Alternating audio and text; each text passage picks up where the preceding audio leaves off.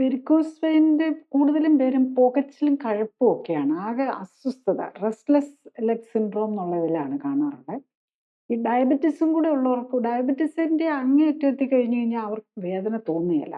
പക്ഷെ വെരിക്കോസ് വെയിനിന് അങ്ങനെയല്ല. വെരിക്കോസ് വെയിനിന് വേദന തോന്നാം. അതും വെരിക്കോസ് വെയിനും അതിൻ്റെ കൂടെ ഈ ആർട്ടറിയിൽ ബ്ലോക്കും കൂടെ ഉള്ളവരുടെ അവരുടെ ഏറ്റവും വലിയ സിംറ്റം ഇപ്പം അൾസർ ഉണ്ടെങ്കിൽ അതിൻ്റെ ഒപ്പം തന്നെ വേദന കൂടുതലായിരിക്കും. അവർക്ക് അതേസമയത്ത് ഡയബറ്റിക് അൾസറിനാണെങ്കിൽ വേദന അത്ര തോന്നിയില്ല. കാരണം അവരുടെ നെർവ്സ് അങ്ങ് വളരെ ഡാമേജ് ആയി പോയിട്ടുണ്ടാവും. ഇവരുടെ രക്തക്കുഴലുകൾക്ക് അല്ലെങ്കിൽ മറ്റേ നെർവ്സിലെ രക്തക്കുഴലുകൾ ഡാമേജ് ആകുന്നത് കൊണ്ടാണ് ഇത് സംഭവിക്കുന്നത്. അപ്പം ഡയബറ്റീസുകാരുടെ ഒരു പ്രത്യേകത അവർക്ക് വേദന അത്രയധികം തോന്നുകയില്ല. ലേറ്റർ സ്റ്റേജ് എത്തിക്കഴിഞ്ഞാൽ. തുടക്കത്തിൽ പുകച്ചിലും വേദനയൊക്കെ ഉണ്ടാവും. അതേസമയത്ത് വെരിക്കോസ് വെയിനിന് എങ്ങനെയായിരിക്കും എന്ന് ചോദിച്ചു കഴിഞ്ഞ് കഴിഞ്ഞാൽ വേദനയും പുകച്ചിലായിരിക്കും കൂടുതൽ വരുന്നത്.